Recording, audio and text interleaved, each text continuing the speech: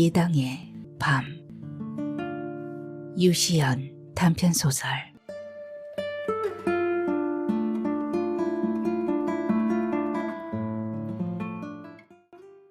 붕어는 깊은 호수 속으로 가버린 듯했다. 새벽 일찍 내려온 탓에 잠도 부족하고 몸살기가 있었다. 아스피린 2알을 먹고 뜨뜻한 방에서 한잠 자고 싶었다. 낚시 도구를 걷어 철수를 하고 한옥에서 눈을 좀 붙인 후 밤낚시를 하면 될 터였다. 예당호가 내려다 보이는 산자락 전통 한옥에 도착하자 주인 남자가 장작을 한아름 아궁이에 갖다 주었다. 마루 밑으로 푹 꺼진 아궁이가 있고 무쇠 솥단지가 걸려있는 구조였다. 잠깐 귀찮은 마음이 들었으나 솔가지 불쏘시개를 넣어 소나무 장작에 불을 지폈더니 금세 타올랐다. 불꽃을 보며 묘한 흥분이 일어났다. 고대 원시인의 유전인자가 발동하는 게 아닌가 할 정도로 불 지피기에 푹 빠져 있었다. 남자가 다가와 나무를 그만 넣어도 된다고 말했다. 남자는 키가 크고 호리호리한 몸매의 중년으로 보였다. 샤워를 하고 이불을 눌러 쓰고 낮잠에 들었다. 기타 반주에 맞춰 노랫소리가 들려왔다. 눈을 뜨자 등허리가 젖어 있었다. 방바닥이 뜨거워서 땀을 흘리며 잔 것 같았다. 저녁 해가 문지방 근처에서 어정거리며 방 안에 꼬리를 길게 밀어 넣었다. 일어나니 몸이 개운했다.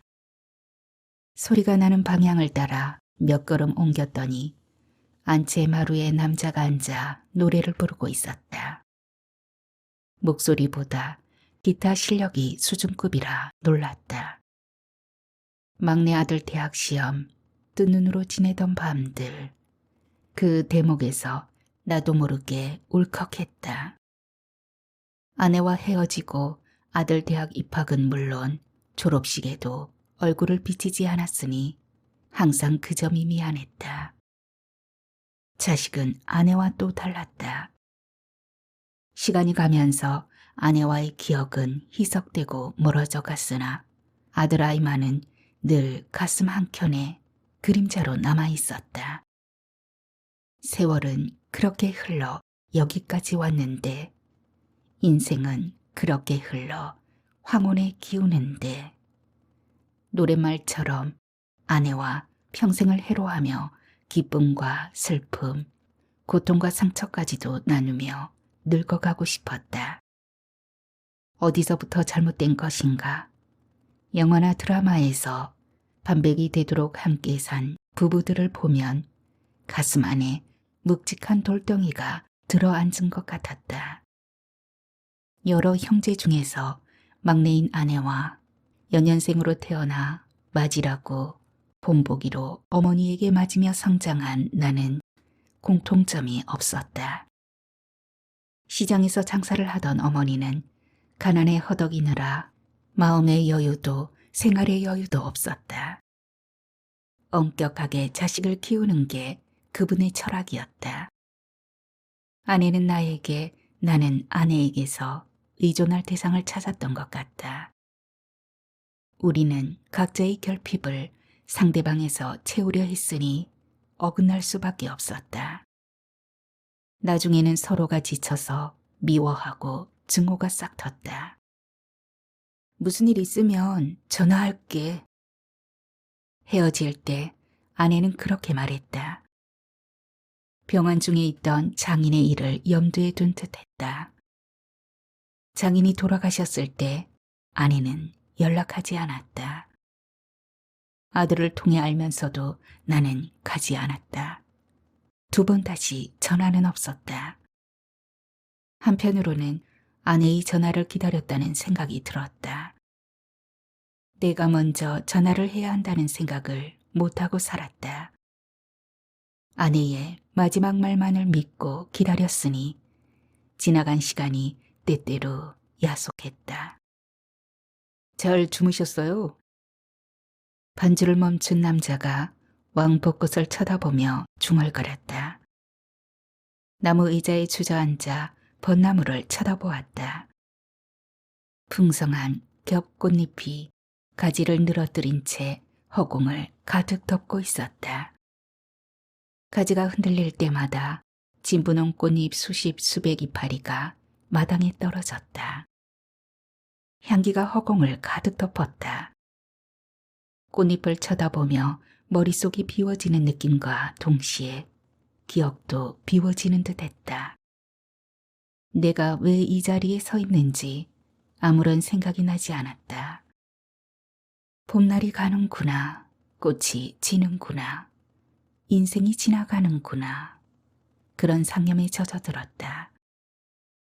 남자도 벚꽃을 쳐다보며 아무런 말이 없었다. 한옥은 낚시를 다니며 한두 번 이용한 적이 있었다. 백발의 노모가 안내를 해주곤 했는데 노인은 보이지 않았다. 지붕 위로 늘어진 왕벚꽃가지가 흔들렸다. 남자가 다시 기타 반주를 넣어 노래를 불렀다.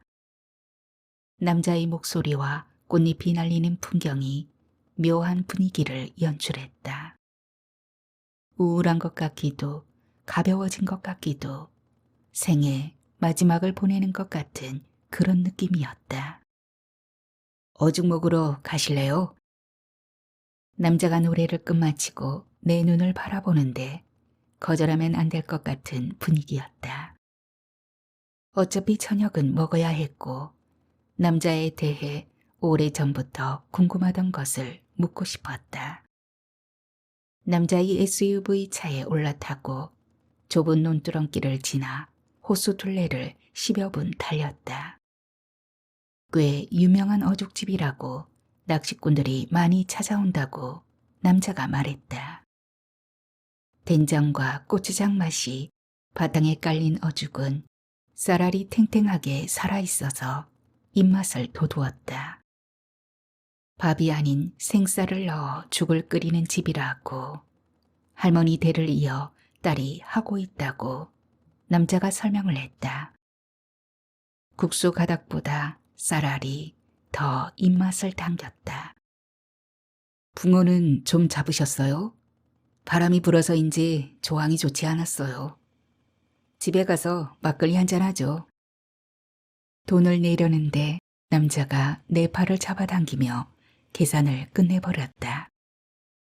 한옥 주위로 매와 가지에 연두빛이 짙어지고 군데군데 꽃잎 면잎이 남아 봄이 깊어가는구나 싶었다. 낚시꾼은 저수지에서 먼저 봄을 감지했다. 버들가지가 피고 무리끼가 녹빛을 띄어가며 강바람이 부드러워짐을 몸으로 먼저 느꼈다. 혼자 되고 나서 주말마다 낚시를 다녔다. 퇴직한 후에는 주중에 주로 움직였다. 강화도와 경기도 일대, 충청도 내륙 지방까지 원정을 갔다. 추운 겨울에는 하우스 낚시를 하며 적적함을 달랬다. 시간이 느리게 갔고 아들이 생각나면 소주를 마시고 잤다. 남자가 부엌에서 막걸리를 꺼내왔다. 밤낚시는 글렀구나 싶었지만 이 시간도 괜찮을 것 같았다. 막걸리를 세 사발째 들이켜며 낮부터 궁금하던 것을 물었다. 이 집 오래전에 혹시 궁궐터였나요? 남자의 입가에 미소가 피어오르며 빤히 쳐다보았다. 그 느낌이 나쁜 것 같지는 않았다. 남자는 집 주위를 휘둘러 보더니 절이 있던 자리라고 말했다. 그러면서 조심스럽게 호국 사찰터가 아니었을까 짐작한다고 했다. 바닥에 깔린 돌이며 나무를 받친 주춧돌과 솜돌 크기가 예사롭지 않았는데 큰 절에나 볼 수 있는 너비였다. 일제시대 때 일본군들이 점거하여 사무실로 쓰기도 했다고. 왕복고 수령이 300년이 넘었다고 남자가 말했는데 나는 더 멀리까지 보고 있었다. 예당호는 꽤 여러 번 찾아왔는데 봉수산 기슭에 핀 흰 매화나무들이 인상에 남아 있었다. 호수에서 쳐다본 산자락에 가득 핀 흰 매화꽃을 보며 그 주인이 궁금하던 터였다. 주인 남자는 매실을 수확해서 발효를 시키는데 발효실이 따로 있다고 했다. 기타 실력이 대단하던데요. 노래도 잘하시고 음반을 내도 되겠어요. 남자가 작곡을 전공했는데 어쩌다 건설업 일을 했다고. 고향의 노모가 돌아가신 후 낙향했다고 말하는데 어딘지 쓸쓸한 느낌이 났다. 정읍사 한가락이 나올 것 같은 분위기였다. 아궁이에는 타고 남은 숯불이 빨갛게 깜빡거렸다. 남자가 소나무 장작 몇 개비를 더 넣었다. 봉수산에는 가보셨어요? 오래전에 가봤는데 후백제 부흥운동이 일어난 곳이라서 그런지 감회가 남다르던데요. 가끔 우리 한옥을 찾는 사람들이 있는데 역사학자나 작가들이 관심을 갖더군요. 남자가 내 눈을 흘낏 쳐다보았다. 무슨 일을 하는지 애들로 묻는 것 같아. 남자 고등학교에서 역사를 가르치다가 일찍 그만뒀다고 했더니 고개를 끄덕끄덕했다. 가슴 아픈 역사의 현장이네요. 예당호에 낚시를 올 때마다 봉수산을 한 번씩 쳐다보기도 해요. 후백제의 장수 흑지상지가 의자왕의 셋째 왕자 부여풍을 도와 나당연합군에 대항하다가 당에 투항한 사연은 가슴에 깊게 남아 있었다. 그는 왜 당에 망명했을까? 이미 주리성이 무너지고 임금과 후계자가 당으로 끌려간 상황이었다. 멸망한 나라를 세워보겠다고 애쓰다가 일어난 내부는 흑지상지에게 배신감과 좌절을 안겼으리라 짐작된다. 그 심경이야 아무도 알 수 없겠지만 측근의 이간질과 배신, 왕자의 견제로 절망스러운 상황이지 않았을까 싶었다. 의자왕의 사촌 복신과 승려 도침의 유혈극, 왕자 풍마저 죽이려는 위기 상황에서 백제 부흥운동은 무기력해질 수밖에 없었다. 막걸리 2병째를 피우는데 어둠이 왔다. 보름달이 떠오르고 있었다. 달이 참 좋죠? 남자가 다시 마루 기둥에 세워두었던 기타를 잡았다. 기타 반주의 손놀림이 현란했다. 초록삭을 틔우는 잔디에 밤이슬이 맺히며 공기가 눅눅했다. 남자의 목소리에도 초저녁의 축축한 습기가 배어 있었는데 달과 벚꽃이 잘 어우러지는 밤이었다. 저렇게 노래를 부르고 싶어서 다른 일을 어떻게 했을까? 안타까운 마음이 생겼다. 남자가 노래를 부르는 동안 혼자 막걸리를 마셨다. 꽃잎이 까맣게 하늘을 날아다니는 밤이었다. 흑지성 씨는 왜 없을까요? 을지성 씨도 그렇고. 글쎄요, 왕조가 바뀌면서 살아남으려고 다른 성씨를 썼을 수도 있겠죠. 간혹 흑지나 을지가 지역 이름이거나 부족 성씨라고 생각하는 학자들이 있죠. 그걸로 보아 조선반도가 아닌 중국 어느 지역이라고 주장하는 설도 있더군요. 검은 치아를 가진 부족이면 동남아 고산지대 원주민이 생각나는군요. 아프리카에서도 끊임없이 무슨 식물인가를 씹으며 에너지를 얻는 부족이 있죠. 굳이 멀리까지 갈 필요가 있을까요? 우리나라에도 특징 지역에서 검다는 뜻의 지명은 쓰는 곳이 있죠. 어쨌거나 이 땅에서 치열하게 살다간 인물의 흔적을 쫓으려니 허망한 기분이 듭니다. 그렇죠. 피와 눈물과 땀이 스민 땅 위에서 살아남아야 하는 숙명도 있는 거니까요. 숙명이라. 그 말을 듣고 보니 함부로 살아서는 안 될 것 같은 어떤 의무감 같은 게 느껴지네요. 이 터도 예사롭지 않은 것이 저 둥글고 큰 주춧돌을 보세요. 숨결이 느껴진다니까요. 주인 남자가 냉장고에서 다시 맥주와 소주를 꺼내왔다. 달밤에 마시는 알코올에 서서히 취해갔다. 취했다기보다는 늦게까지 정신이 말짱했다는 게 맞을 것이다. 화장실에 간 사이 남자가 다시 기타줄을 퉁기며 노래를 불렀다. 마당 기퉁이 정자에 기대어 남자의 노래를 들었다. 그 목소리에 간절함이 느껴졌다. 이어서 몇 곡을 더 부르는 동안 하늘을 쳐다보는데 별들이 나타나 어둠을 밝히고 있었다. 정자 마루에 비스듬히 누워 한옥 지붕을 덮은 나뭇가지들과 짙은 남빛으로 어두워져 가는 하늘을 쳐다보았다. 이룬 것도 없고 희망도 보이지 않는 현생에서 나는 무의미한 존재구나 싶어서 울컥 울음이 북받쳤다.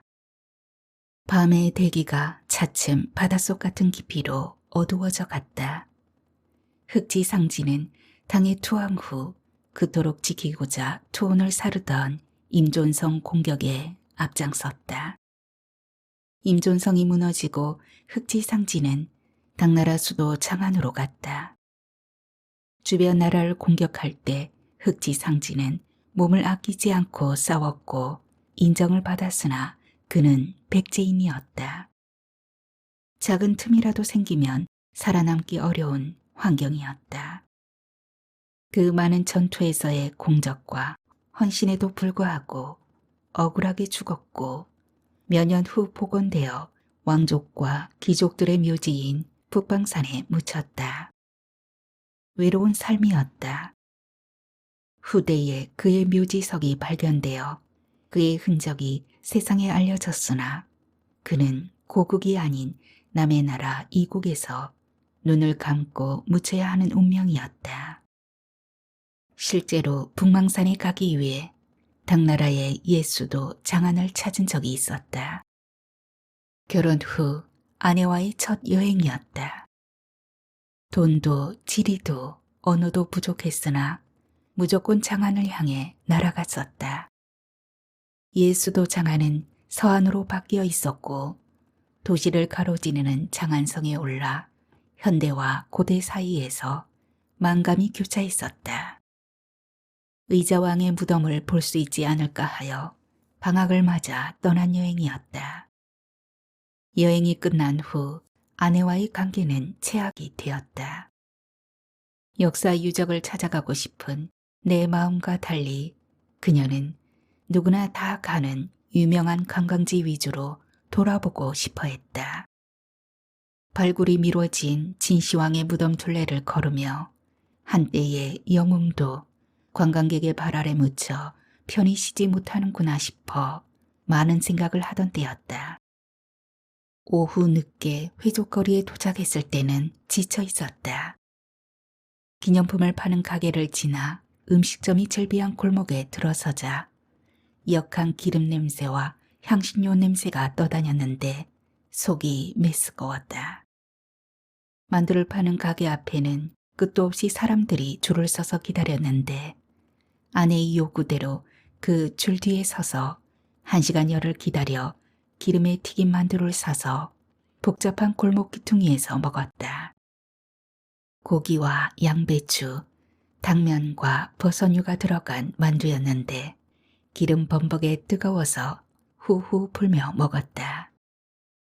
숙소로 일찍 돌아갈 생각이 없는 아내는 양꼬치 구이점 앞에 서서 그걸 먹고 가겠다고 고집을 부렸다. 밤은 깊어가고 전등불을 밝힌 골목은 꾸역꾸역 사람들이 모여들고 끝이 날 것 같지 않은 장면이었다.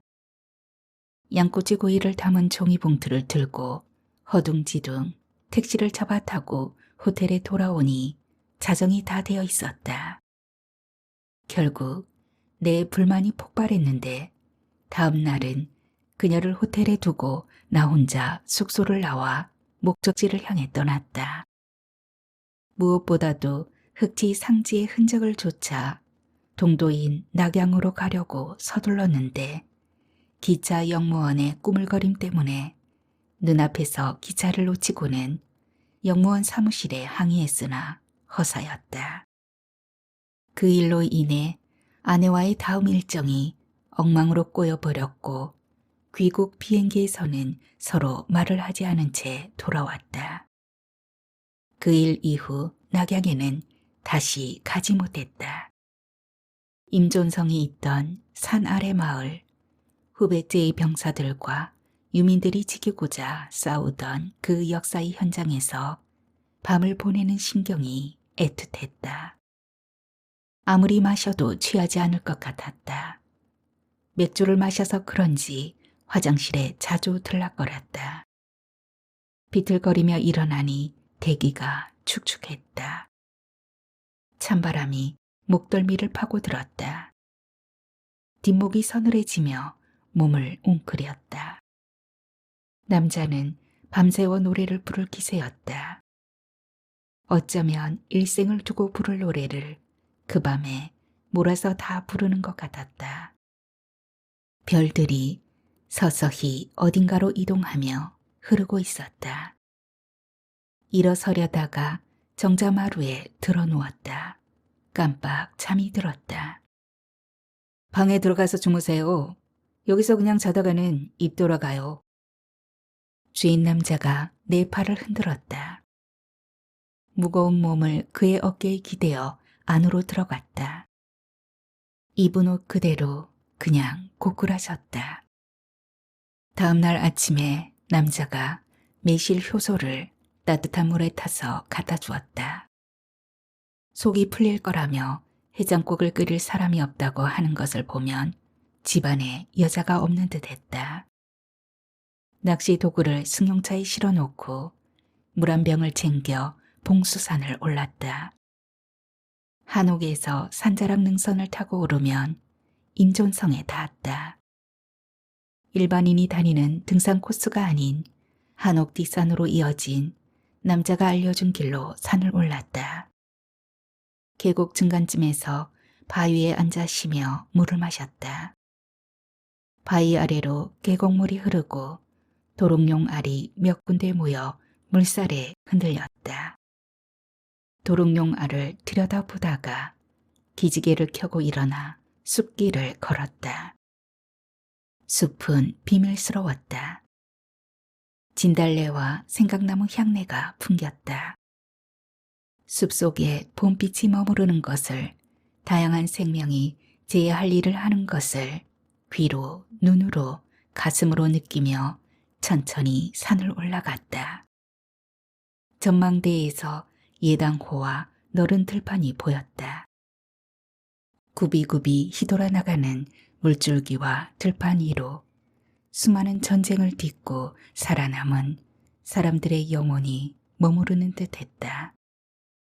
그 혼이 물길 위에, 숲에, 나무에, 바위에 깃들이며 끈기 있는 생명을 이어가지 않았나 하는 잡념에 마음이 어지러웠다.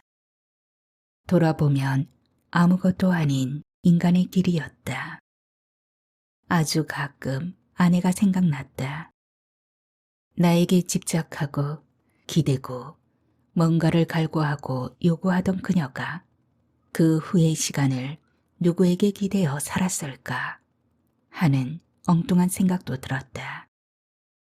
전망대를 벗어나 성곽을 걸으며 이름 모를 병사들의 목숨이 쓰러진 현장을 둘러보았다. 흑지상지의 용맹함과 장수로서의 고뇌도 떠올려 보았다. 연두빛 순이 자잘하게 돋아나는 산에는 햇볕이 뜨거웠다. 산새가 지저귀고 바람소리가 부드러웠다. 이름 모를 꽃들과 잡초들이 나무들 사이에 자신들의 영역을 확장하며 자리를 잡고 있었다. 무엇을 위해 그토록 길을 쓰며 싸워야 했는지, 무엇을 얻고자 그토록 피를 흘리며 죽이고 죽었는지 허망하기 이를 데 없었다. 아내와의 갈등과 상처의 시간들이 떠올랐다 사라져갔다. 20여 년이 훌쩍 지나갔지만 때때로 과거의 시간에 머물러 괴로울 때가 있었다. 무엇을 얻고자 죽어라 싸웠는지, 왜 싸웠는지 이유도 희미해졌다. 내 안에 온갖 망상의 잡초가 자라고 쓰러지며 키를 키울 동안 몸은 조금씩 쇠잔해졌다. 성곽 옆 그늘에 드러누워 두 팔을 벌렸다. 푸른 하늘이 끝없이 흘러가고 있었다. 땅에서 눅눅한 습기가 올라와 내 몸을 휘감았다. 커다란 나무 뿌리가 흙을 헤치고 슬금슬금 다가와 몸을 휘감는 것 같았다. 그대로 누워 한 줌 흙이 되고 싶었다. 지천명을 지나 이순을 바라보는 나이, 살 만큼 살았다는 생각이 들었다. 나뭇가지가 내 몸 위에서 흔들렸다. 인간의 육신을 덮는 것 같았다.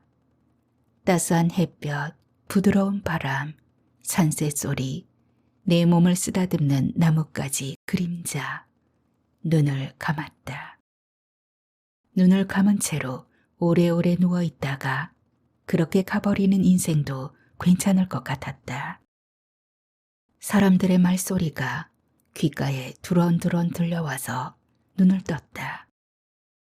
등산복을 입은 젊은 남자와 여자가 유쾌한 목소리로 떠들어대며 성곽을 걷고 있었다. 내 짧은 안식은 여기까지였다. 물을 마시고 하산을 시작했다. 오늘은 바람이 불어서 조항이 어렵겠는데요. 컨테이너 가게 사장이 지렁이와 떡밥을 팔며 묻지도 않은 말을 했다. 물고기를 못 잡으면 어때요 뭐. 속으로 대답하고는 웃어주었다. 낚시점 사장이 나룻배에 태워 좌대까지 데려다 주었다. 예전에는 모터보트가 다녔는데 어쩐 일인지 보트가 돌아다니는 흔적이 없었다.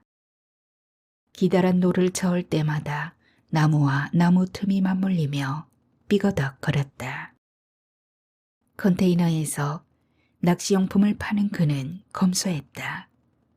라면을 끓여 먹거나 어쩌다 부인이 도시락을 싸다 주었다. 도시락을 받아 먹는 낚시점 사장이 왠지 대단해 보였다. 물론 낚시점 사장 부인이 도시락을 갖다 주는 것을 한 번 본 것이었지만 가끔 도시락 배달을 온다고 지나가는 소리로 말을 해서 화목한 가정임을 알 수 있었다. 나보다 몇 살 아래로 보였으나 나이는 정확히 알 수 없었다. 언뜻 지나가는 소리로 삼남매의 학비가 만만치 않다며 한숨 쉬는 소리를 들었지만 그의 그런 푸념마저도 잘 살아온 이 시대의 가장 같아서 부러웠다. 가정을 지키고 식구를 거느리고 밥벌이를 하는 이 시대의 사냥꾼인 아버지. 낚시점 사장을 볼 때마다 내 어깨가 움츠러들며 위축되는 느낌이었다. 혼자 되고 나서 달라진 점은 동창회에 잘 나가지 않는다는 것이었다. 직장 상사 얘기, 신입 얘기, 자식들 교육 얘기, 이 시대의 가장들은 주로 그런 이야기를 공유했다. 일찍 결혼한 친구들의 자녀 혼사 소식이 올 때는 참석했다. 오랜만에 만난 친구들의 모습에서 쇠락해 간다는 느낌을 강하게 받았다. 물결이 흔들렸다. 지느러미를 꼿꼿이 세우고 물살을 따라 달리는 붕어 등짝이 보였다 사라졌다. 잠깐 딴 생각에 잠겨 있다가 지렁이만 빼먹고 도망가는 붕어를 쫓아 내 시선은 머물렀다. 고놈 되게 잽싸네. 혼자 중얼거리며 바늘에 다시 지렁이를 매달았다. 대는 2개만 사용했다. 여러 대를 걸쳐놓고 잡을 때도 있지만 느긋하게 붕어와 놀아볼 생각이었다. 찌가 물속으로 들어갔다가 수면으로 올라왔다. 조금만 더, 조금만 더 초단위로 재기 시작했다. 찌가 다시 물속으로 들어가며 물결이 흔들렸다. 순간 대를 잡아채고 들어올렸다. 빈 낚싯바늘이 허공에서 대롱거렸다. 성질이 급한 놈인 게 분명했다. 놈을 잡아야겠다는 목적이 생겼고 그것은 집착으로 이어져서 시간이 어떻게 지나가는지 잊어버렸다. 농가에 길고 긴 줄다리기가 시작되었는데 밑밥을 깔아놓고 통통한 지렁이를 미끼로 썼다. 놈은 나타나지 않았다. 갈증이 일어났다. 버너에 물을 끓여 믹스커피를 마시고 나니 정신이 맑아지며 점심때가 지났음을 알았다. 라면을 끓여 소주를 마셨다. 낚시터에서 라면과 소주는 궁합이 잘 맞는 짝이었다. 기계에 기름칠을 한 듯 윤활유가 들어간 몸은 생기가 도는 것 같았다. 호수 건너편에 알록달록한 옷을 입은 사람들이 보였다. 둘레길을 걷는 사람들인데 웃음소리가 건너편까지 들려왔다. 세상에는 그들만이 있는 듯 그들의 웃음소리와 떠들어대는 소리가 물결을 따라 흘러왔다 흘러갔다. 멀리 구름 위에 뜬 듯 출렁다리가 보였다. 음악 분수가 시작될 모양인지 사람들이 몰려들고 있었다. 고즈넉한 호수는 관광객의 발길로 점점 번잡함을 띄어갔다. 처음 예당호를 찾았을 때의 적막과 고요가 사라지고 어디에나 인간의 흔적이 남았다. 지난밤 뜨뜻한 방에서 잤더니 몸은 개운했다. 꿈속에서 아내를 만났다. 아내는 젊었고 나는 그녀 옆에서 무슨 일인가 유쾌하게 웃고 있었다. 67살의 아들은 모래장난을 치는 것으로 보아 어느 바닷가 여행을 간 것 같았다. 반바지를 입은 아내는 두 다리를 쭉 펴고 양손으로 모래바닥을 짚은 채 상체를 뒤로 빼고 어딘가 먼 곳을 바라보고 있었다. 그녀의 흰 종아리와 통통한 팔이 햇볕에 익어갔다. 파도가 흰 거품을 물고 다가왔다가 미끄러지는 것을 보면 동해바다 쪽인 것 같았다. 잠을 깨고 의식이 돌아왔을 때도 눈을 감은 채 꿈속의 장면을 복기하고 있었다. 무엇 때문에 그렇게 큰 소리로 웃었는지 기억나지 않지만 내게도 한때는 그렇게 크게 웃을 일이 있었다는 사실이 생경했다. 아내와 헤어지고 나서 크게 웃을 일이 없었고 웃을 일이 있다고 해도 유쾌하게 웃어지지 않았고 깊은 우울이 내 안에 뿌리를 내려 세상 모든 일에 즐거움이 없었다. 낚시를 다니면서 많은 시간이 흘렀지만 내 시간은 아내와 헤어지던 그날에 멈춰 있었다. 그건 인생을 실패했다는 자책감, 죄의식, 억울함 같은 게 깔려 있어서 무의식 중에도 과거의 그날에서 서성이고 있던 게 아닌가 했다. 바람이 조금씩 차가워지며 물안개가 피어올랐다. 검은 물고기 떼가 한꺼번에 이리저리 몰려다니는 게 보였다. 물속 세상이 육지의 세상보다 고요하고 평화롭게 흘러가는 것 같았다. 물고기 떼가 물속에서 몰려다닐 때 새들이 목을 길게 빼고 깊은 바닥을 들여다보았다. 새의 초점은 오로지 움직이는 물고기에 가 있었다. 물속을 응시하는 새의 인내와 끈기와 집착과 집요함이 드디어 성공했다. 펄떡이는 붕어를 입에 물고 호수를 가로지르는 새의 날개짓 소리가 들렸다. 살아감이란 치열해야 하고 때로는 전 생애를 투신해야 하는 모험이기도 했다. 긴 시간을 대치하다가 잡은 한 마리 물고기를 물고 날아간 새는 자식만의 안가에서 포식자로 느긋한 시간을 보낼 것이었다. 낚싯대를 정비하여 멀리 던지고 나서 하늘을 쳐다보았다. 구름이 드문드문 느리게 푸른 하늘을 배경으로 움직이고 있었다. 평화로운 풍경이었다. 돌멩이 하나를 집어들고 호수 위로 던졌다. 겹겹이 물결이 파동을 일으키며 밀려갔다. 푸른 하늘이 흔들렸다. 구름도 바람도 흔들렸다. 그 순간 찌가 흔들리며 물속으로 곤두박질 쳤다. 그 모양을 빤히 바라보다가 뒤늦게 정신을 차리고 대를 들어 올렸다. 지렁이가 사라지고 빈 대가 덩그러니 허공에서 흔들렸다. 낚싯대를 그냥 던져놓고 의자 등받이에 기대어 눈을 감았다. 바람이 이마를 스치며 지나갔다. 어디선가 물이 흘러가는 소리가 낮게 들려왔다. 그 소리가 귀에 부드럽게 스며들었다. 오래전 아내가 머리카락을 넘기는 손길 같기도, 허밍으로 부르는 낮은 노랫소리 같기도, 꽃망울이 터지는 소리 같기도, 수컷 붕어가 암컷을 부르는 소리 같기도 했다. 눈을 감으니 미세한 소리의 음향이 들렸다. 세상이 돌아가는 소리였다.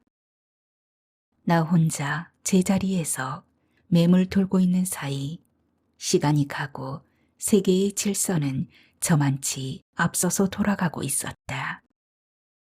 피곤이 몰려왔다. 하루 사이에 초여름이 성큼 다가온 듯 버드나무 가지에 그늘이 깊어졌다.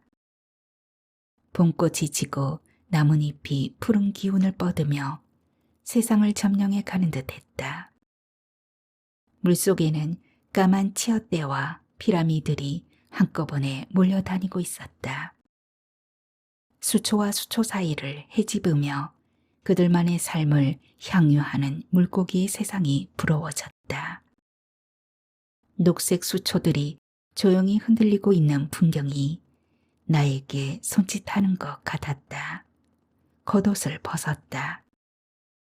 러닝 셔츠와 팬티와 양말을 벗어놓고 물속으로 들어갔다. 물은 차가웠다. 조금씩 움직이자 적응이 되었다. 눈을 뜨고 깊은 바닥으로 향했다. 모래와 수초, 작은 돌멩이와 치어떼가 보였다. 두 다리를 움직여 천천히 유영을 했다. 피부에 닿는 물의 감촉이 부드러웠다. 물 밖으로 고개를 내밀고 참았던 숨을 내쉬었다가 들이마셨다. 안개에 덮인 호수는 아무것도 보이지 않고 물결만이 잔잔하게 흘러갔다. 다시 물속으로 들어갔다. 차가운 물이 내 몸을 감싸주는 것 같아 편안했다. 나를 구속하던 모든 것들이 사슬을 풀어내고 놓아주는 것 같아 그대로 물속 세상에 잠기고 싶었다. 아내와 함께 살 때는 그녀가 나를 구속하고 끊임없는 잔소리 속에 가두려고 했었다. 정작 혼자가 되었는데도 자유롭지 않았다. 눈을 크게 뜨고 주위를 휘둘러 보았다. 작은 물고기 떼와 큰 물고기들이 우주의 공간을 떠다니는 것 같았다. 가슴에 묵직한 통증이 일어나며 숨이 가빠졌다. 수면 위로 올라가지 말까? 이대로 물속에 갇혀버릴까? 하는 복잡한 신경이 들었다. 가물가물 의식이 흐려지는 것을 느끼며 두 팔과 두 다리를 펼친 채 물 위를 쳐다보았다. 푸른 하늘이 아득히 멀어져 가며 순간 옛 당나라의 도시 서안이 떠올랐다. 한 시대를 풍미했던 진시황이나 전장을 누볐던 영웅들이나 모두 흙이 되어 관광객의 호기심과 흥미의 대상이 되어 있는 현상을 어떻게 받아들여야 할지 쓸쓸한 심경과 허무함이 아스라이 멀어져 가는 의식 안으로 희미하게 지워져 갔다. 그날의 일들이 꿈결인 듯 몽롱하게 아른거렸다. 의자왕과 그 아들 흑지상지의 무덤은 장안이 아니라 낙양에 있었고 그때만 하여도 중국과 교류가 많지 않아 정보가 어두웠다. 고구려나 백제의 귀족과 왕족이 당나라에 끌려가 그들의 왕족 공동묘지에 묻혀있는 현실은 후대 입장에서 볼 때 허망한 역사였다. 영계 소문의 아들들과 흑지상지의 부자, 의자왕의 부자가 한 곳에 묻혀 영욕의 세월을 함께하는 건 어떻게 설명해야 할까? 시간은 부질없이 흘렀다. 진시황릉은 미발굴 상태로 관광객들에게 바가지 요금을 받고 있었다. 셔틀버스를 타고 내려서 오리 남짓 걸어갔는데 막상 눈앞에 펼쳐진 장면은 돌에 새겨진 진시황릉 표시뿐이었고 입구가 어디인지 광대한 산둘레는 가늠조차 할 수 없었다. 하늘에서 내려다 보아야 겨우 규모를 짐작할 수 있을 듯했다. 진시황릉이라고 안내 표시가 가리키니까 그런가 보다 했지 거대한 산둘레 입구에서 무얼 보았는지 상점도 하나 없고 식당은 물론 관광지로서의 면모는 찾아볼 수 없는 허허 벌판의 막다른 느낌이었다. 자본주의보다 더한 그들의 이면을 보는 것 같아 씁쓸했다. 어딜 가나 외국인에겐 그들 국민의 입장료보다 두세 배는 더 받았다.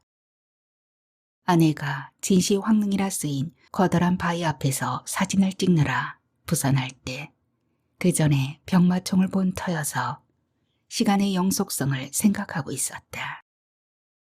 숨이 가빠왔다. 한편으로는 의식이 가물가물 흐려졌으나 편안했다.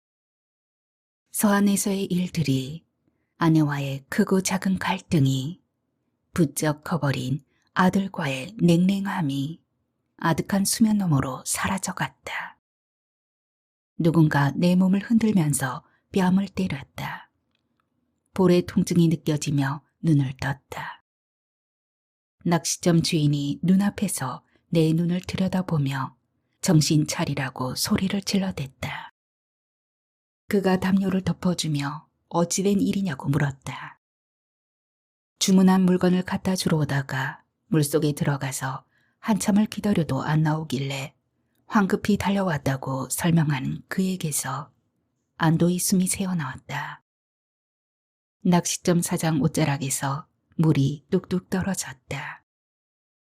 그가 겉옷 자켓을 벗어 물기를 짜내고 다시 걸쳐입는 동안 기억을 회생시켜 보았다. 그제서야 가스버너 브루스타를 주문한 것을 기억해냈다. 낚시점 주인이 감기 걸리겠다며 옷을 입으라고 채근했다. 그가 나를 일으켜 세웠다. 좌대 안에는 방바닥에 아무렇게나 흐트러진 침낭과 옷가지가 널브러져 뒹굴었다. 그가 주섬주섬 옷을 치우고 침낭을 개어 옆에 놔두었다. 낚시점 사장은 돌아갈 생각을 안 하고 근심스러운 표정으로 나를 쳐다보았다. 돈을 안 줘서 그러나 싶어 지갑을 찾으려고 주머니를 뒤지자 그가 계산은 안 해도 된다고 나중에 생각나면 달라고 말했다. 버너에 브루스타를 연결하여 물을 끓였다. 라면 드시고 가실래요? 묻자 그가 가봐야겠다며 일어섰다. 낚시점 사장이 타고 온 나룻배가 좌대 옆에서 물결에 흔들렸다. 작은 나무배는 긴 노를 X자로 가로질러 저었다. 호수 주변에는 몇 개인가의 나무배가 눈에 띄었는데 그래서였는지 모터 소리가 나지 않아서 낚시점 사장이 다가오는 줄 모르고 있었던 것이다. 모토배가 사라지고 호수는 더 적막에 휩싸였다. 계절이 고요히 지나가고 있었다. 모터보트의 기계음에 놀라 흩어지던 물고기 떼도 느긋하게 그들만의 세상을 유영하고 있었다. 알을 낳거나 자다가 놀랄 일이 없을 듯했다. 해가 지기에는 조금 이른 시간이었다.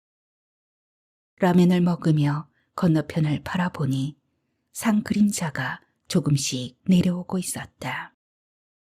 날벌레 떼가 허공을 까맣게 덮으며 고개를 하거나 호수 주위를 날아다녔다. 물 위에 닿을 듯 말 듯 아슬아슬하게 비행을 하는 벌레들도 있었다. 순간 어디선가 뽁뽁 뽁뽁 소리가 들렸다. 주위를 돌아보았다. 붕어떼가 주둥이를 물 위로 내놓고 날아가는 날벌레를 포착하여 삼키느라 내는 소리였다. 물 위에 빗방울이 방울방울 맺히듯 동그랗게 물결 무늬가 새겨졌다. 붕어들이 입을 쩍 벌렸다가 눈 깜짝할 사이에 벌레를 삼키고는 다시 주둥이를 놀리느라 소란스러웠다. 뽁뽁 뽁뽁 뽁뽁 뽁뽁. 그 소리가 호수 주위를 메아리처럼 떠돌았다. 민첩한 물고기 한 마리가 허공을 솟구쳐 올랐다가 물속으로 들어갔다. 간혹 날아가는 벌레를 포착하고 허공을 솟구쳐 오르는 물고기가 있었다. 그럴 때면 은빛 비늘이 마지막 남은 저녁빛에 반사되어 반짝였다. 허리를 비틀어서 낚시채는 동작은 살아있는 생명의 약동이었다. 대부분의 물고기는 활동 반경을 넓히지 않고 물 밖을 지켜보다가 물에 닿을 듯 말 듯 아슬아슬하게 날아가는 벌레를 노렸다. 동틀 무렵이거나 저물녘이면 물고기들은 끼니를 해결하기 위해 분주해졌다. 사람과 비슷하게 저들도 아침녘에 활동을 하고 저녁이 오면 배를 채우고는 밤 동안 잠잠해진다. 밤을 보내고 날이 밝으면 하루의 끼니를 위해 물 밖을 주시하며 지나가는 벌레를 기다린다. 떡밥이나 지렁이에 길들여진 붕어들은 낚시꾼이 던져주는 떡밥 유행을 기다리기도 한다. 낚시꾼은 물속을 들여다보고 물고기는 물 밖 하늘을 쳐다본다. 낚시를 처음 시작한 계기는 영화 흐르는 강물처럼 해서 플라잉 낚시를 하는 브래드 비트 삼형제를 보면서였다. 낚시 도구를 처음 장만한 것도 산천어를 잡기 위해서였다. 친구를 따라 인제 내린천이나 설악산 갈천 계곡을 갔을 때는 가을 단풍이 막 물들기 시작할 무렵이었다. 여름 내내 살을 찌워 포동포동해진 물고기는 겨울을 나기 위해 포식을 했다. 등어리가 거뭇거뭇해진 산천어들이 소 밑에서 돌아다니는 장면을 보자 심장이 벌렁거렸다. 친구는 자리를 잡고 근방에 돌아다니는 벌레를 잡아 바늘에 꿰고 있었다. 동물의 털로 만든 인조 미끼를 던지는데 친구가 자세를 낮추라고 손짓으로 사인을 했다. 허리를 숙이고 바위 위를 기어갔다. 기포가 생겨서 포마를 이루는 소 밑을 정조준했다. 작은 폭포수가 떨어지는 곳이었다. 검푸른 물 속에서 거뭇거뭇한 물고기가 유유히 돌아다녔다. 몇 미터 거리에서 물살에 떠내려가는 인조미끼를 본 산천어가 지느러미를 꼿꼿이 세우고는 서서히 상류를 향해 다가왔다. 조금만 더, 조금만 더 속으로 새며 침을 삼켰다. 최대한 몸을 낮추고 물고기가 다가오기를, 미끼를 물기를 기다렸다. 순간 물고기와 눈이 딱 마주쳤다. 산천어는 대가리를 휙 돌리더니 오던 길로 도로 가버렸다. 그러고는 바위 밑에 숨었는지 몇 시간 동안 움직이지 않았다. 눈앞에서 살찐 산천어를 본 후에는 그곳을 떠날 수가 없었다. 바위 밑소를 향해 낚싯줄을 던지고 던지고 자꾸 던졌다. 친구가 자리를 옮기자고 말을 했지만 아쉽고 미련이 남아서 미적거렸다. 첫 낚시에서 물고기와 눈이 마주친 이후 그때 알았다. 물고기도 사람을 주시하고 있다는 것을. 물고기는 물 밖을, 물 위를 바라본다는 것을.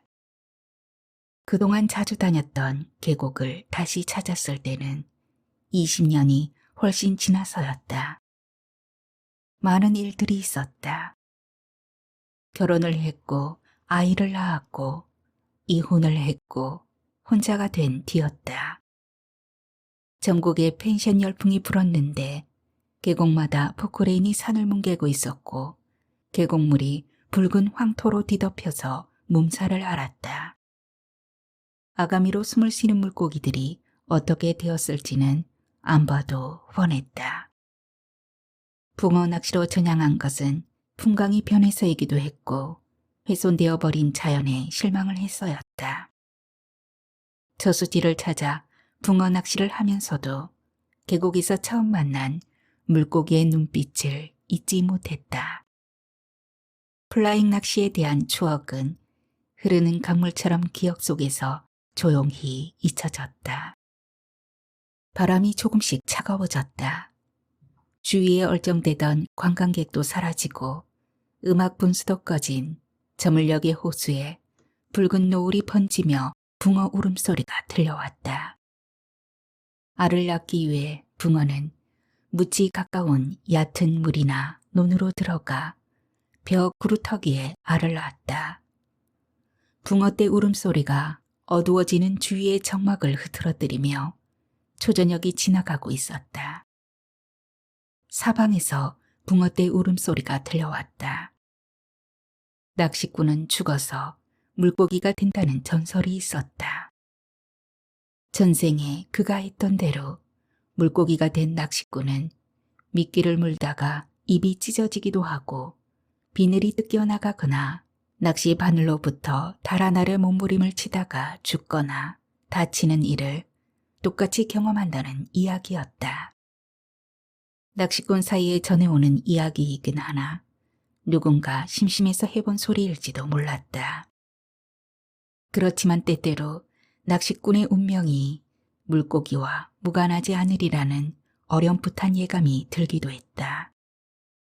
긴 시간을 물고기를 기다리는 일이란 전생의 인연이 없으면 못할 짓이기도 했다. 어둠이 깊어가자 붕어떼 울음소리가 잠잠해졌다. 검푸른 하늘에는 별들이 떠오르고 건너편 호수 끝에는 야광찌가 흔들렸다. 야광찌들이 물결을 따라 조금씩 이동하는 것을 빼면 주위는 적막했다. 속이 헛헛했다. 지렁이를 바늘에 매달아 놓고 대를 고정시켜 놓았다. 가스버너에 물을 끓여 느긋하게 믹스커피를 마셨다. 달달한 커피가 몸속에 들어가자 기분이 가벼워졌다. 의자에 기대어 고개를 뒤로 젖히자 검은 어둠이 가득했다. 지렁이와 떡밥을 다시 챙겨 본격적인 낚시를 하려는데 대 하나가 사라지고 없었다. 힘센 놈이 끌고 가버린 게 틀림없었다.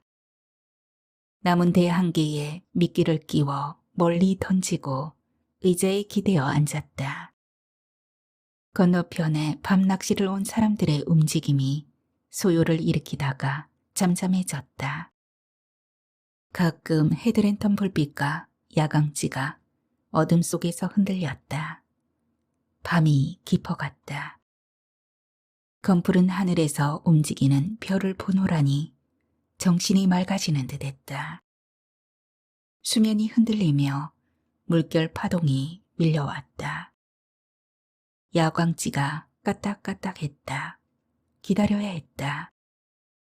찌가 곤두박질하며 물속에 들어갔다가 쑥 올라온 찰나 대를 낚아챘다.